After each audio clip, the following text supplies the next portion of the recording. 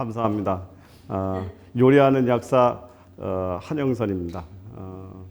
약사가 요리를 한다 그러니까 많은 분들이 의아하게 생각하는데요.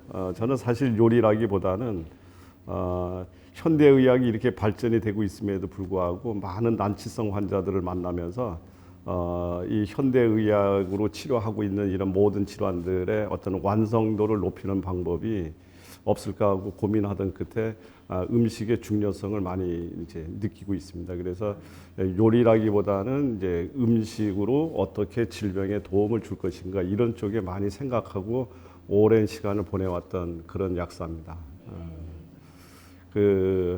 제가 그 질병을 치료하는 의사는 아니지만 정말 약국에서 만나면서 많은 아주 안타까운 환자들을 봅니다. 그래 근자에 제가 만났던 환자들 중에 기억나는 환자가 있는데 어떤 환자는 이 어린아이인데 이 코에 튜브를 끼고서 그걸로 이제 이 생을 먹고 사는 거죠. 너무 안타깝죠. 그리고 또 어떤 사람은 하루에 15시간 이상을 물속에서 생활을 해야 됩니다. 물속에서 생활을 왜 하느냐 하면 우리는 이제 잘 평범한 사람들은 못 느끼지만 이분은 몸의 수분을 저장할 수 있는 능력이 없어요. 그래서 바깥에 이렇게 공기 중에 일반 우리처럼 생활하게 되면 피부가 건조해지고 터지려고 해서 물속에서 잠도 자고 이렇게 생활을 합니다. 그리고 또 어떤 사람은 교통사고 후유증으로 몸을 이렇게 뭐 그렇게 크게 다친 것도 아닌데 결과론적으로는 그 후유증이 이제 몸을 불편하게 만드는데 우리 섬유 근육통이라고 그래서요.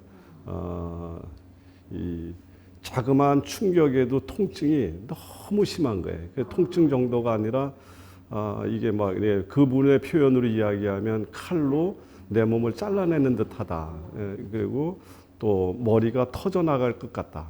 뭐 이런 식으로 이야기하는 분들. 뭐 그 외에도 우리 잘 알고 있는 정말 우리 그 벼랑 끝에서 이 생사의 그 갈림길에 서서 투병하고 있는 뭐 암 환자나 뭐 굉장히 수도 없는 분들을 많죠.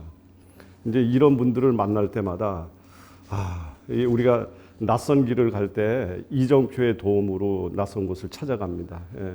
그럴 때 이분들한테 제가 어떠한 이정표, 어떠한 안내자가 되어야 될까 정말 많은 고민을 했습니다.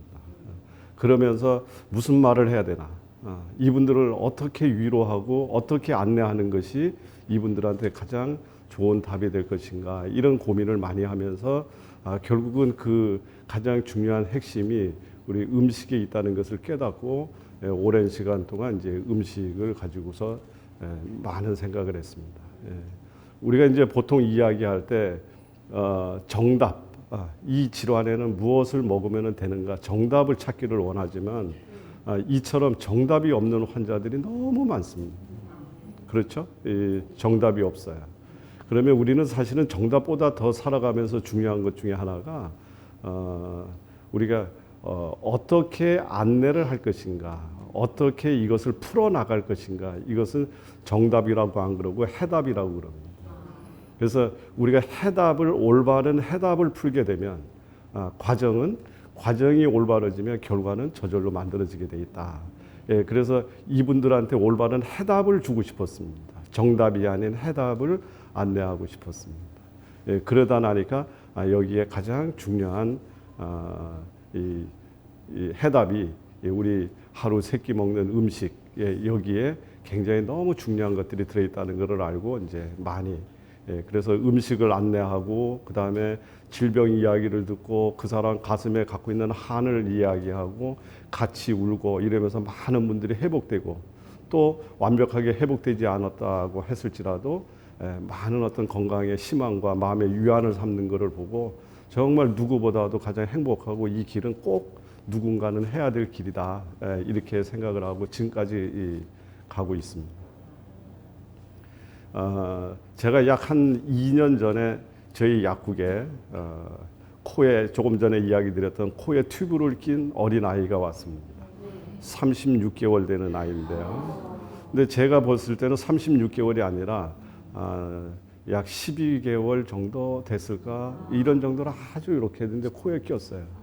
여기 다 느끼시지만 어른들이 아프고 누구든지 아프면 다 치료해주고 싶고 뭔가 방법을 안내하고 싶지만 특히 어린아이는 참 저도 부모로서 가슴이 저며옵니다. 너무 안타깝잖아요. 이 아이가 평생 코에 튜브를 끼고서 살아간다면 그 장애며 그 부모의 한은 얼마나 많겠습니까? 그래서 고쳐주고 싶었어요. 그래서 오늘은 그런 어떻게 그 아이가 건강을 회복했는지에 대한 과정을 설명드릴 겁니다.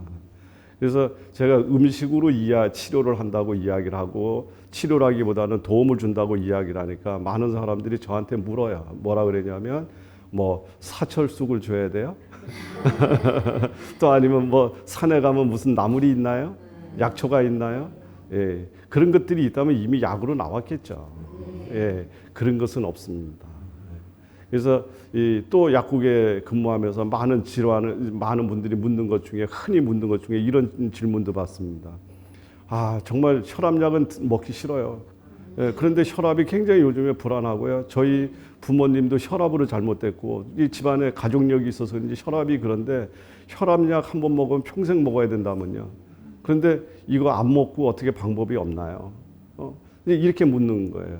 예, 물론 너무 위험하면 혈압이 조절이 안 되면 가장 간편한 방법은 현대의학이 만들어 놓은 혈압약을 드시고 위험한 곳으로부터 안전하게 관리하는 것이 제일 좋죠. 그러나 그것을 우리는 정답이라고 할 수 없습니다. 왜냐하면 혈압약을 끊으면 혈압이 어떻게 돼요? 도로 올라가잖아요. 예, 이것을 그러면서도 그런 관리 방법은 매우 중요한 접근 방식입니다. 그러면서 저보고 싱겁게 먹어야 되죠. 이런 얘기를 합니다. 그렇죠?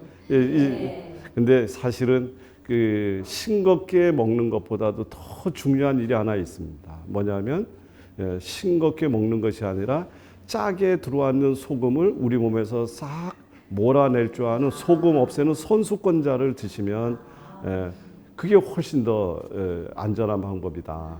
그러면 소금을 이긴다? 소금하고 싸워서 이긴다? 그런 거 어디 찾으면 있을 수 있을까요?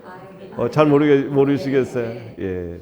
이 식물들은 가만히 이렇게 쳐다보면, 식물들이 자기가 생명력을 확보하기 위해서 살아가는데 여러 가지 생존 기술들을 갖고 있습니다. 근데 이제 우리가 간단한 그 알로에 같은 것을 이렇게 생각해 보면 알로에는 어디서 살죠? 사막. 예. 물이 없는 곳에서 자기가 살아남기 위해서는 뭐를 걔가 생존 기술로 가져야 되냐면 물을 저장할 줄 모르면 사막에서 살 수가 없어요. 예, 그렇죠. 그리고 그 뜨거운 더위를 피해서 자기가 거기서 자기를 보호하려고 그러면 자기 본성은 차가워야 돼. 예, 이게 알로에가 갖고 있는 특성입니다. 그럼 알로에가 보이는 거예요. 우리는 알로에에 무슨 성분이 들어있는지를 알기를 원하지만 그것이 중요한 것이 아니라 알로에가 그 어려운 척박한 환경에서 살기 위해서 걔가 어떠한 기술을 가져야지 거기 생존을 하는 것, 그것을 우리는 쳐다보게 되면 조금 더 현명하게 쳐다볼 수가 있다, 그 뜻입니다. 그러면 물속에서 사는 미나리는 어떨까요? 물을 많이 먹는 것이 아니라 물을 버릴 줄 알아야 살 수 있는 거죠. 예, 그래서 물 한 잔만 먹어도 몸이 붓고, 그 다음에 소변이 시원하게 나오지 않는 분들은 미나리한테 도움을 청하면 상당히 도움을 많이 받을 수 있습니다. 예, 그렇다 그런다면 소금을 이길 줄 아는 아이인 거는 어디 가면 찾을 수 있을까요? 예, 바다입니다. 예, 바다에서 사는 것들은 소금한테 치면 바다에서 살 수가 없어요. 그렇죠? 너무 간단하죠. 네. 그래서 미역이 그렇고 김이 그렇고 파래가 그렇고 다시마가 그렇습니다. 그리고 바다에서 사는 모든 해물들이 그렇습니다. 그런데 그 중에서도 특히 이 해조류는 이 소금만 이기는 것이 아니라 바닷속에서 어려운 환경 속에서 살아남기 위해서 태양 에너지를 많이 저장하지 않으면 거기서 살 수가 없는 것들이에요. 그래서 또 이야기를 드리겠지만 걔네들은 육지에 사는 다른 어떤 식물보다도 엽록소, 태양 에너지를 저장하고 있는 능력이 매우 큽니다. 그러니까 저희가 매일같이 미역국을 먹는다, 아니면 하루에 김을 몇 장 정도 먹는다, 파래 무침을 먹는다, 다시마를 우린 물을 먹는다. 이런 것들은 전부가 다 뭐죠? 이 혈압에 도움이 되고 몸 안에 불필요하게 남아도는 소금을 내쫓는 이런 것들이 됩니다. 그래서 이러한 것들을 우리가 이야기를 한번 해보자는 거예요. 이야기를 해보자는 건데 우리가 음식 이야기를 하자고 얘기를 하면 사람들은 대부분이 뭐라고 얘기를 하냐면 아까처럼 어떠한 뭐가 좋으냐를 자꾸 찾으려고 하는데 이렇게 되면 새로운 제가 또 이 정보의 바다에다가 물 한 컵 또 쏟아붓는 거예요. 아무런 의미가 없어요. 그래서 제가 오늘 드리려고 하는 것은 꼭 기억을 하셨다가 이것도 원리가 있어야지 되고 그래야만이 우리가 건강을 회복할 수가 있다. 그래서 그런 점을 이야기를 드리려고 합니다. 그래서 음식을 가지고 치유를 하려면 최소한도 이 몇몇 가지 기준이 필요합니다. 첫 번째는 이 음식 치유를 위한 기준, 제일 첫 번째 장이 건강해야 돼. 그리고 우리 몸속에 나와 더불어 살고 있는 프로바이오틱스. 우리 이제는 프로바이오틱스라고 그러죠. 옛날에는 유산균 했는데 이제는 유산균이라고 안 부르고 우리 몸속에 살고 있는 모든 유익한 미생물을 통칭해서 프로바이오틱스라고 이야기를 합니다. 이 프로바이오틱스 얘네들이 건강해야 돼요. 장이 건강해야 면역이 살고 프로바이오틱스가 건강해야 그 면역 활동이 왕성하게 일어납니다. 그리고 두 번째로는 우리 세포 하나하나가 자기 능력을 잃지 않고 살아갈 수 있어야지 됩니다. 그다음에 세 번째는 우리 몸속의 영양이 정상화가 돼야 됩니다. 그다음에 어떠한 마음가짐으로 내가 내 건강을 지키고 질병을 이해하고 질병을 이겨내려고 하는 노력을 할 것인가, 이러한 최소한도 기준을 우리가 세우실 수 있어야지 된다. 그 뜻입니다. 그래서 그 중에서 우선 장 건강과 관련돼서 이야기를 하면 이 장은 정말 불가사의한 장기입니다. 이 장이라고 하는 것은요, 우리가 간단하게만 살펴보면 장은 어떤 장인 거냐? 우리가 음식을 먹으면 위에서 소화가 되죠. 위에서 소화가 되고 그다음에 장에서 흡수가 되고 그다음에 흡수가 되지 않은 것은 돌아서 바깥으로 빠져나가게 이렇게 되어 있습니다. 그렇다 그런다면 내가 입으로 먹었다고 해서 전부 다 우리 몸속으로 들어가는 것이 아니고 어디서요? 장에서 흡수를 하면 우리 몸속으로 들어가고 장에서 흡수하지 않으면 우리 몸을 통과해서 나갑니다. 그러니까 실제적으로 우리 몸속으로 들어가는 단계는 어디에서 이루어진다? 장에서 이루어진다. 그렇기 때문에 여기는 우리 인천공항과 같기도 하고 그렇죠? 휴전선, 동해안, 남해안과 같은 매우 중요한 겁니다. 실제적으로 우리 몸속으로 들어가는 가장 핵심 통로가 있습니다. 근데 이 핵심 통로인 장이 정말 똑똑해요. 제가 예를 들어서 불량식품, 세균이 섞여져 있거나 우리 몸속에 들어가서는 안 되는 어떤 음식을 먹었어요. 예를 들어서 먹었는데 입에서 먹었더니 참 맛있어. 그게 참 맛있어서 먹었습니다. 그랬더니 입이 아주 너무 행복해. 그리고 그랬더니 머리에서는 야, 이거 다른 친구들이 먹기 전에 더 열심히 먹어라. 너 속도가 그래서 되겠어? 이래서 열심히 먹어요. 그래서 이 입에서도 허가를 하고 머리에서도 허가를 했어요. 했는데 이게 약 2시간 정도의 시간이 지나서 장 안에 도착하면 장에서는 안 그렇습니다. 장에서는 이건 아니구나. 그러면 배를 뒤틀던 설사를 시키던 바깥을 내쫓습니다. 누가 가장 똑똑해요? 장입니다. 이렇게 불가사의한 장기입니다. 그래서 실제는 이 장에는 우리 머리보다도 더 원초적인 뇌, 머리와 똑같은 뇌의 기능을 갖고 있는데 우리 생명 활동의 가장 핵심적인 판단을 하고 있는 그 뇌의 기능이 이 장에 있다. 그래서 이것을 우리가 제2의 뇌라고 부르는데 사실은 제2의 뇌가 아니라 원초적인 뇌입니다. 우리 생명의 본질을 이야기하고 그리고 우리 몸 안에 있는 대부분의 면역세포는 바로 이 장 안에서 활동을 합니다. 약 70%에서 80%까지. 우리나라 군인들이 전방 동해안, 남해안, 서해안 여기를 지키는데 몰두해 있듯이 우리 몸 안에 대부분의 면역세포들은 바로 소장에서 활동을 합니다. 그래서 걔네들이 활동을 하는 거예요. 근데 이 활동을 하는데 여기에서 우리 몸속에 들어가지 말아야 될 것들이 들어가 버렸어요. 예. 왜? 소화가 미처 안 된 음식물 찌꺼기가 의해서 우리 몸속에 들어가기도 하고 또 이 급하게 먹었는 것들, 그 다음에 단백질 찌꺼기 이런 것들이 우리 몸속에 이렇게 들어갔을 경우에 우리 몸에서는 그것이 적군이 들어왔다고 보고 면역 세포들이 활동을 하면서 걔네들을 없애는 그런 과정에서 우리 몸이 굉장히 민감해지면서 여러 가지 자가 면역성 질환이라는 것은 뭐 류마티스니 뭐 이런 것들을 이야기합니다. 이제 그런 거 외에도 아토피니 알러지 반응이 일어납니다. 지금 이제 아까 예를 들었던 코에 튜브를 끼고 왔던 아이가 아이가 왜 그런 아이가 됐느냐? 태어나자마자 심장 판막증 이것이 이제 생겨서 어쩔 수 없이 병원에서 큰 수술을 하고 나니까 이 심장 판막이 이렇게 무리가 오는 거예요. 엄마 젖을 빨리거나 젖꼭지를 물리거나 이 우유병에 물리게 되면 이거를 빠는데 여기가 무리가 오는 거예요. 그러니까 우선 당분간 코로 일단은 안정이 될 때까지 튜브로 하자 이렇게 해서 시작했는데 문제는 수술 과정에서 노출됐던 이런 항생제라든가 이런 것들이 노출됐겠죠. 예, 그러면서 어린 아이 때 장 안에 있는 여러 가지 그 기능이 완성이 되기도 전에 너무나 이 항생제나 여기에 노출되면서 장이 무너졌습니다. 예, 물론 무너졌다고 저는 추측을 했습니다. 예, 추측을 해서 이 아이를 위해서 제가 해줘야 될 일은 어떻게든지 빨리 장을 복원시켜주지 않으면 안 되겠구나. 이제 이런 생각을 하게 된 거죠. 예, 이렇게 해서 생각을 하면서 이제 이 아이에 대해서 치료를 설계를 하게 됩니다. 그래서 우선 가장 첫 번째 이 장을 건강하게 만들어줘야 되겠다.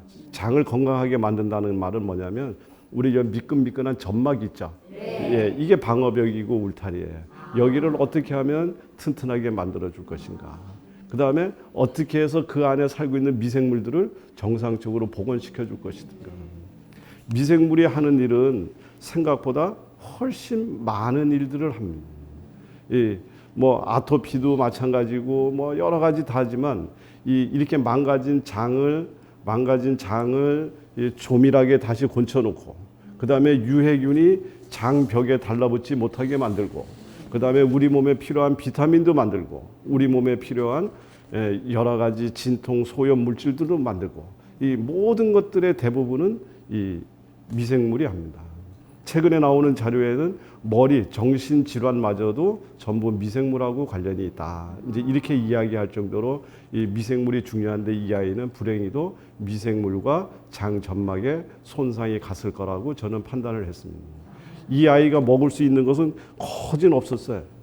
이 아이가 먹을 수 있는 것은 쌀에도 알레르기가 일어납니다. 쌀에도. 그러니까 먹을 수 있는 게 뭐가 있겠어요.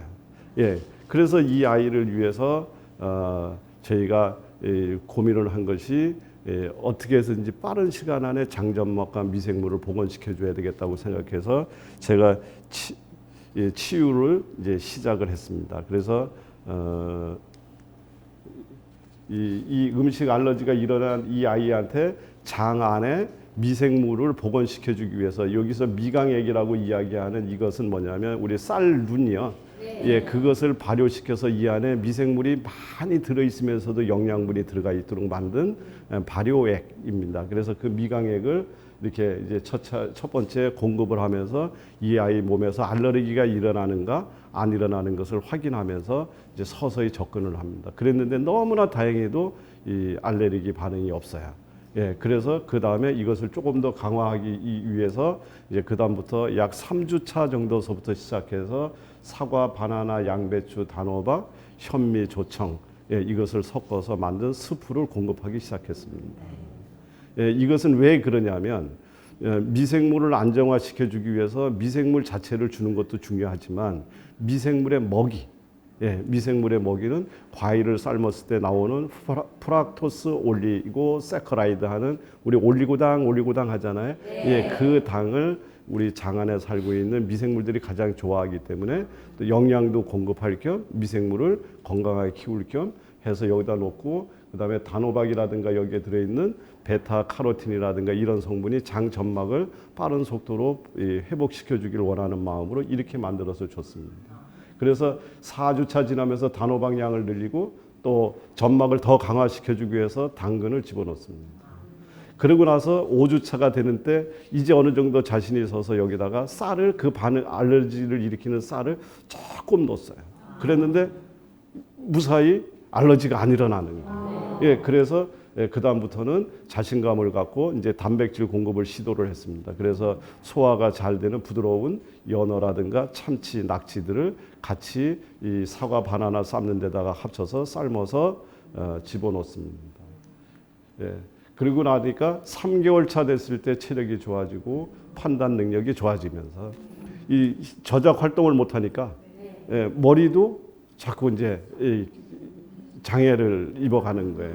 근데 이제 이 아이의 여러 가지 영양이 안정화되면서 이 체력도 좋아지고 했는데 문제는 1개월 정도 지나고 나서 어느 정도 자신감은 얻었는데 문제는 콧줄을 빼야지 되는데요.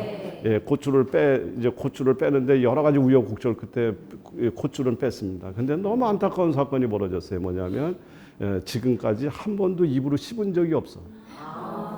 예, 저희가 약사이면서도 우리가 씹을 때 아래 턱만이 위턱이 고정이 되고 아래 턱만이 위로 올라가서 씹는다는 사실을 새삼 처음 느꼈습니다. 저는 위턱 아래 턱이 움직여서 씹히는 줄 알았어. 죄송하게도 그렇죠. 네. 위턱이 안 움직여지죠. 아래 턱이 올라가야 되는데 올리려면 여기에 저작 근육이 따라서 올라가 줘야 되는데 여기가 태화가 돼 버린 거예요. 예, 그래서 물리치료사를 붙여서 여기를 마사지를 하고 이렇게 해서 이 아이의 저작 근육을 살려내서 이 아이를 이제 씹을 수 있게 만들어서 결국은 4개월 만에 튜브를 빼내는 아주 정말이죠. 막 그냥 너무 보람되고 막 제가 막 눈물이 날 정도로 이 아이는 입에다 넣는 것을 절대적으로 거부를 합니다. 그래서 그 아이를 붙잡고 제가 이렇게 손을 잡고 걷지를 못해요. 그래 아장아장 걸리면서 옆에다 물컵을 들고 쫓아다니면서 입에다가 갖다가 이렇게 입에다가 갖다가 댔더니 이 지쳐 있는 상태에서 물이 오니까 그거를 쫙 빨아 당기는 것을 보고 가능성을 보고 이 아이를 이제 튜브를 빼고 이런 과정을 거쳐서 한 아이가 자칫하면 평생 고무 튜브에 의해서 살아갈 뻔했던 이 아이가 이런 어떤 아주 간단한 노력에 의해서 간단한 원리에 의해서 건강을 지금 회복해서 지금은 언어 교육받고 있습니다. 예, 오랫동안 목에다 꼈기 때문에 이 말을 안 돼. 그래 지금은 엄마, 아빠 이런 얘기 정도 이렇게 할 정도로 그 아이를 볼 때 너무 행복한 거예요. 야, 이런 거로구나. 예, 이렇게 하면서 한 아이가 평생 그렇게 살아갈 뻔했던 아이가 건강을 회복하는 모습을 제가 음식을 통해서 확인을 했습니다. 예, 너무 전율이 흐르잖아요. 네, 전율이 흐릅니다. 예, 이것은 음식이 할 수 있는 일이 약이 할 수 있는 일이 아니라 음식만이 할 수 있었던 일입니다. 예, 그래서 지금은 아주 아이가 영리하고 기운도 세고 너무나 좋아요.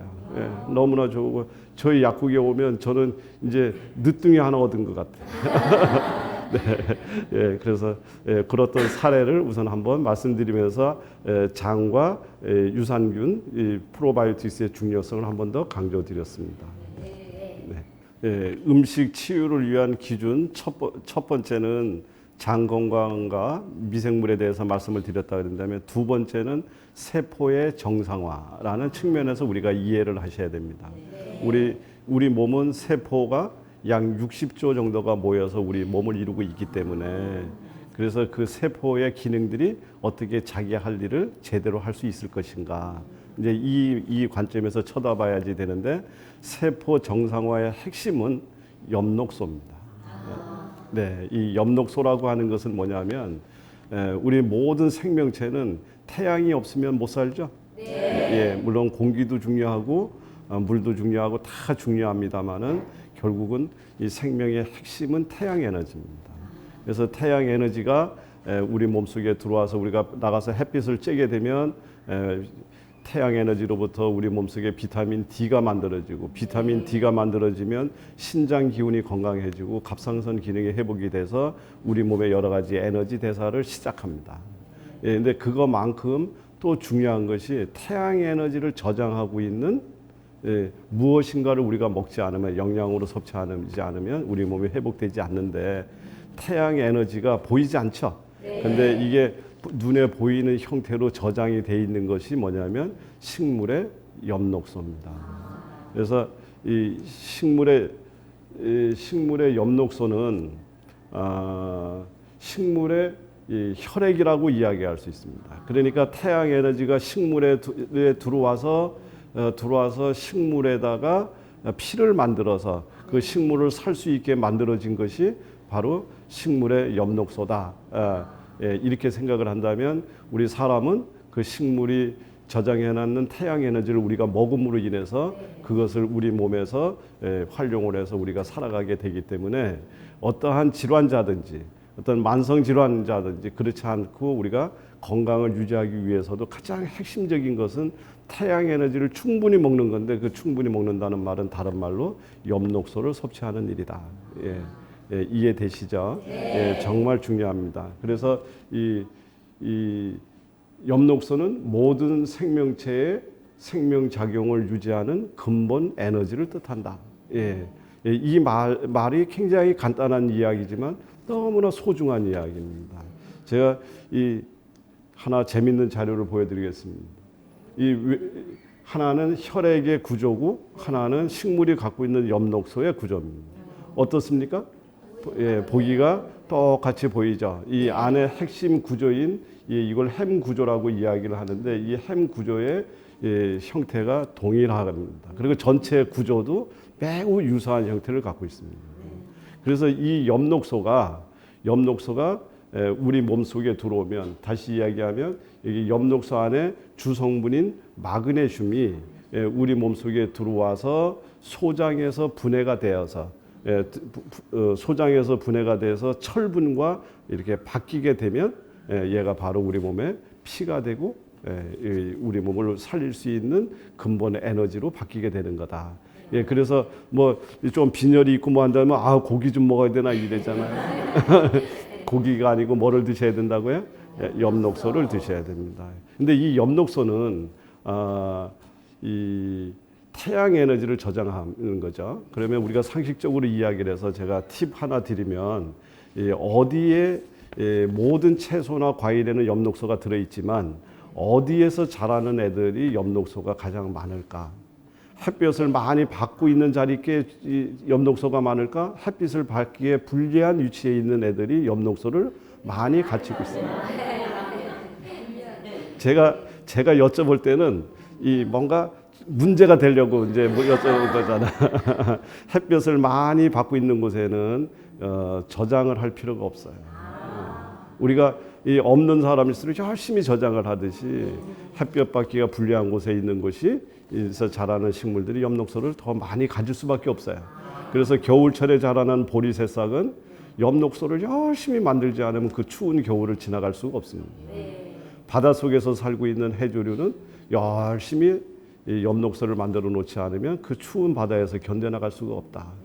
그래서 이런 식물들이 같은 것들이라도 더 많이 들어있다. 이거는 그냥 우리 상식선에서 이렇게 알고 가자고요. 그런데 이렇게 중요한 엽록소가 우리가 내가 오늘 엽록소 섭취를 위해서 상추쌈 한번 먹어보자. 그래서 상추를 먹습니다. 우구적 깨물어서 상추를 먹으면 한 20% 이하의 흡수율밖에 되지 않습니다. 얘네들이 그 탄탄한 구조가 장에서 잘 분해가 안 되고 또 흡수율이 떨어져요.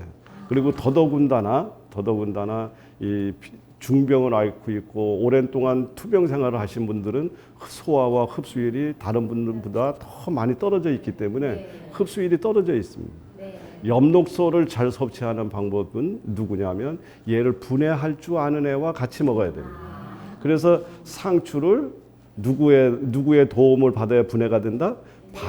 된장입니다. 발효가 이런 예, 그래서 이렇게 중요한 줄 몰랐다 이거죠. 그래서 발효가 된 아이들, 그러니까 발효가 된 음식에 의해서 엽록소는 분해가 되고 활기를 찾기 시작합니다. 예, 그래서 식초가 그렇고 간장이 그렇고 된장이 그래요. 그래서 녹즙을 그냥 드시는 것보다 된장에다가 재웠다가 드시는 것이 훨씬 더 흡수율이 높아집니다. 예, 그리고 식초와 함께 드시는 것이 흡수율이 훨씬 더 높아집니다. 예, 이렇게 해서 상추쌈 두 번째 된장이 들어왔습니다.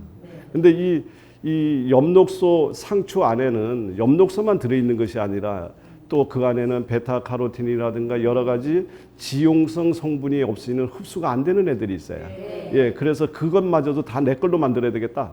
예, 그랬을 때 누구의 도움이 필요하냐면 식물성 기름이 들어있는, 그래서 쌀이나 콩이나 올리브유나 참깨나 들깨나 이런 어떤 식물성 기름이 들어있는 지질 생물의 도움을 받았을 때 얘가 완벽하게 흡수가 될 수 있는 조건이 만나는 거예요. 그래서 여기다 밥이나 콩 을 한 숟갈 올려놔야.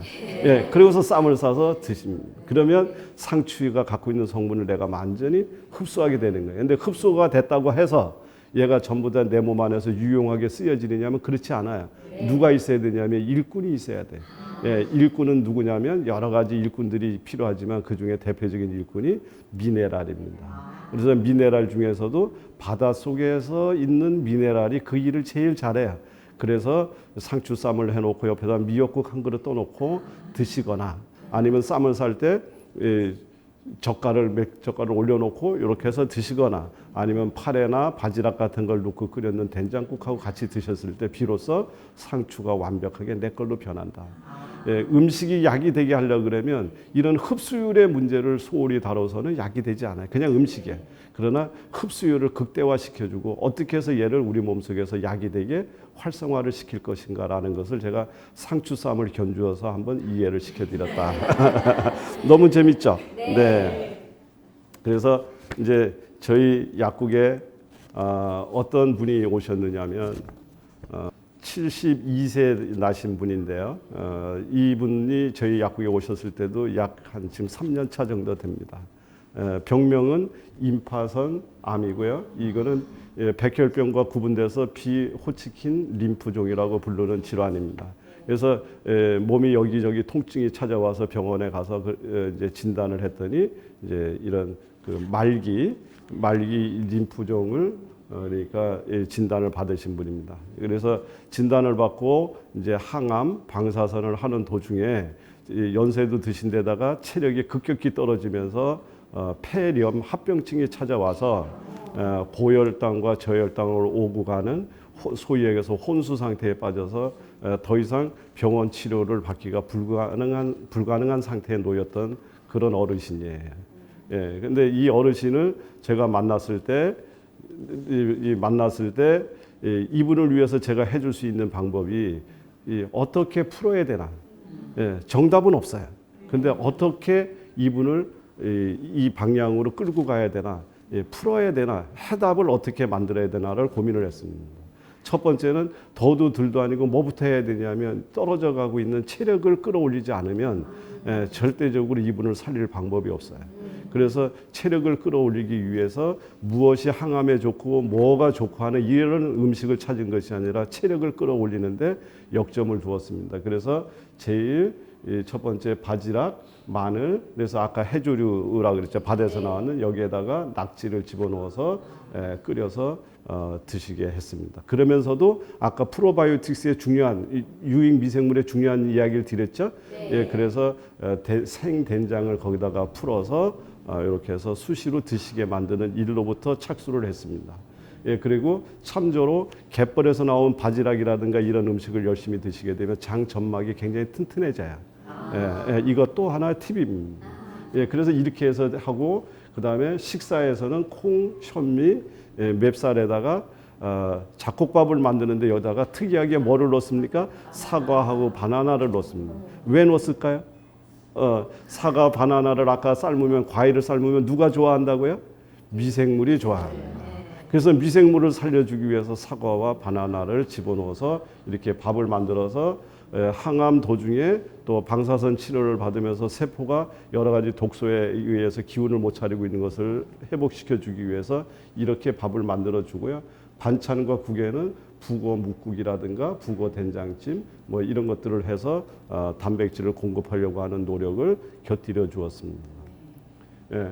그리고 나서 또 습으로 적극적으로 미생물을 살려내야 되기 때문에 사과, 바나나, 양배추, 단호박 등을 넣어서 습으로 만들어서 주로 저녁에 먹게 했습니다. 왜 그러냐면 저녁에 우리 몸속에 독소가 많이 생겨나고 저녁은 뭐 하는 시간이냐면 우리 몸이 내 몸을 보수하는 시간입니다.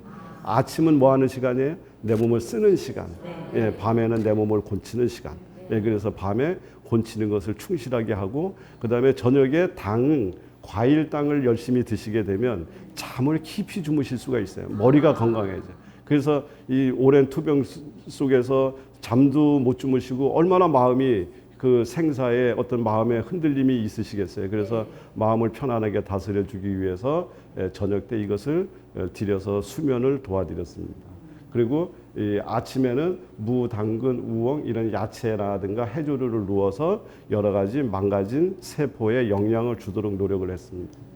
예. 이렇게 해서 많은 야채와 과일들을 먹게 만들면서도 또 하나는 전부 앞에 것들은 다 끓였잖아요. 네. 예, 끓였는데 생으로 뭔가를 드시게 해야 되는데 그렇다고 상추쌈 드릴 수는 없고 그 엽록소를 어떻게 몸속에 가장 흡수를 잘하게 만들 것인가를 고민을 하다가 물김치. 대한민국 사람들은 알잖아요. 네. 예, 야채를 숙성시켜서 흡수율을 높이면서 그 물김치 안에는 뭐가 들어 있습니까? 미생물이 들어 있거든요. 네. 그래서 제가 원하는 엽록소 미생물도 주면서 이 김치 재료에 어떠한 것을 재료를 선택하느냐에 따라서 그 물김치의 기능을 다양화할 수 있기 때문에 물김치를 만들어서 수시로 먹게 했습니다. 그 다음에 14년 5월경에 와가지고 여러 가지 오랫동안 병상 생활하면서 허리가 아프고 고관절이 아프고 이제 이렇게 해서 그것을 치료해주기 위해서 생감자즙에다가 콩국을 섞어서 드리는 처방을 해드렸습니다. 생감자즙 콩국 드시게 되면 여러 가지 신경통, 관절통 이런 쪽에 매우 도움이 됩니다. 왜 그럴까요? 생감자즙 안에는 그것을 치료하는 비타민 C라든가 여러 가지 성분이 많이 들어 있습니다. 그래서 이것을 치료 드렸습니다. 그래서 결국은 지금 현재 14년 7월경부터 모든 건강을 회복하고 지금 현재 산에도 다닐 정도로 그리고 수시로 저한테 연락이 옵니다. 산에서 약초 뜯어왔는데 먹어도 돼요? 너무 행복하잖아요. 너무 감사한 일이고요. 그래서 두 번째 음식으로 이렇게 어려웠던 분이 회복되는 사례를 제가 봤습니다. 그 다음에 이제 세 번째 음식 치유를 위한 기준 세 번째는 영양의 정상화입니다. 우리가 영양의 정상화라고 이야기를 하니까 우리가 영양하면은 보통 탄수화물, 지방, 단백질 3대 영양소를 생각하잖아요. 근데 이제 3대 영양소가 부족해서 병이 오지는 않습니다. 3대 영양소보다도 더 중요한 것은 3대 영양소를 우리 몸에서 효과적으로 사용될 수 있게끔 일을 할 줄 아는 그 영양소가 필요해. 그래서 3대 영양소를 우리 아주 어려운 말 한번 하겠습니다. 제가 오래간만에 마크로 뉴트리엔트, 거대 영양소, 마크로. 근데 우리가 이 집을 지으려고 벽돌도 갖다 놓고 철근도 갖다 놓고 모든 건축 자재를 갖다 놨어요. 집이 되어지나요? 아니요. 누가 있어야지 집이 만들어지죠? 짓는 사람, 목수도 있어야 되고 벽돌 쌓는 사람도 있어야 되고 인테리어 하는 사람도 있어야 되고 여러 사람이 있어야 되잖아요. 바로 일꾼이 있어야지 됩니다. 지금 현대인이 걸리고 있는 대부분의 질환은 이 재료가 없어서가 아니고 일꾼이 없는 거예요. 그래서 그것을 미량 원소, 마크로 뉴트리엔트에 대신해서 마이크로 미량 원소라고 얘기를 하는데 바로 그게 부족한 거예요. 그래서 그것을 보충해 주려고 신경을 쓴다. 근데 그 중에 가장 핵심이 미네랄이다. 이렇게 이해를 하시고요. 이 미네랄은요. 지금 여기 앞에 이게 이게 무슨 통이죠? 술 담는 통. 술 담는 통인데 이 모든 것은 다 정상적으로 돼 있죠. 되는데 딱 한가운데 구멍이 나 있습니다. 근데 구멍이 난 얘 때문에 이 통의 능력이 어디로 줄어들었어요? 예, 이 구멍이 난 위치까지밖에 술을 담을 수가 없습니다. 그러니까 다시 이야기를 하면 최대가 아니라 최소에 의해서 이 통의 능력이 결정이 됐습니다. 이해하시죠? 네. 우리 몸은 60조의 세포로 이루어져 있는데 이 말을 조금 더 쉬운 말로 이야기를 하면 60조의 공장이 돌아가고 있습니다. 60조의 공장이 돌아가고 있는데 이 60조의 공장이 자꾸 문을 닫아. 왜? 일꾼이 없는 거예요. 일꾼이 없어요. 그래서 그 일꾼을 우리가 어떻게 하면 보충해 줄 것인가? 어떻게 해야 이 오크통에 더 많은 술을 담을 수 있을 것인가? 이것을 결정짓는 핵심적인 역할이 어디서 나온다? 예, 미량원소, 바로 미네랄의 역할입니다. 비타민도 효소도 미네랄이 없이는 절대적으로 활동을 할 수가 없습니다. 모든 것들의 마지막 전기 스위치를 놓는 것은 미네랄이 하는 겁니다. 그런데 우리가 땅이 죽고 여러 가지 농토가 그다음에 농사법의 잘못으로 우리가 먹는 먹거리에는 바로 이 미네랄이 부족합니다. 그래서 이 문제를 어떻게 해결할 것인가가 우리가 또 하나의 관점이다. 이렇게 보시면 되고요. 그래서 우리가 건강이라고 하는 것은 간단하게만 보면 미량 원소 칼로리, 그러니까 칼로리를 줄이고 미량 원소를 늘리는 것이 바로 건강의 법칙이다. 건강의 법칙 멋있죠? 예, 우주의 법칙은 E는 MC 스퀘어, 건강의 법칙은 헬스는 미량 원소가 더 많아져야 된다. 다시 얘기하면 미량 원소를 늘리는 것이 중요하다. 이 미량 원소가 부족하면 부족할수록 우리 몸은 병이 나고 건강을 잃게 돼 있습니다. 이 미량 원소는요, 미량 원소가 부족해지게 되면 우리 몸에 여러 가지 문제가 일어나는데, 악이 돌아가는데 들어보셨어요? 악이라는 게 뭐냐면, 불교에서 얘기하는 악이도는 지옥보다는 그래도 살기가 조금 낫대요. 예, 지옥보다는 조금 난데 거기 사는 아기는 배는 이만한데 입은 바늘구멍이에요. 그러니 그걸 채우려고 그러니 얼마나 힘들겠어요. 그런데 그것마저도 여기다 입에다 누르려고 그러면 여기서 불이 확 나서 없어져 버려요. 그러니 얘의 굶주림이라는 건 끝이 없다. 먹어도 배가 고픈 거예요. 근데 이게 아기도에만 있는 것이 아니라 우리가 살고 있는 여기가 아기도인 사람이 많습니다. 왜요? 예, 먹어도 배가 안 불러. 그래서 또 먹어요. 뭐냐, 미량 원소가 부족한 거예요. 두뇌에서는 계속 불러들여. 세포가 배가 고프다고 외쳐. 당뇨병이 그렇고 다 그렇습니다. 그리고 우리 마음의 욕심도 사실은 악이잖아요. 돈 더 갖고 싶고 더 갖고 싶고 더 갖고 싶고. 예? 예, 이게 악입니다. 악이도예요. 여기가 악이도예요. 예, 이것을 벗어나야지 되는데 먹어도 굶주림이 이 갈증의 해소가 안 되는 것을 우리가 어려운 얘기로 톡시헝거라는 말을 씁니다. 독소에 의해서 굶주렸다 그 말입니다. 그래서 제가 알고 있는 그 톡시헝거에 시달렸던 어떤 학생은 이 자폐성을 보이는 아이인데 여기는 먹어도 배가 고파요. 예. 그래서 이 아이한테 제가 아까처럼 과일로 만든 거, 그 다음에 미네랄을 공급하고 이렇게 해서 영양을 올바로 세워줬더니 아이가 먹는 것이 줄어들고 그 다음에 건강을 회복해간 이런 것들입니다. 예, 이것을 우리가 미량 원소가 하는 일이다. 이렇게 이야기를 하시면 됩니다. 예, 그 다음에 이제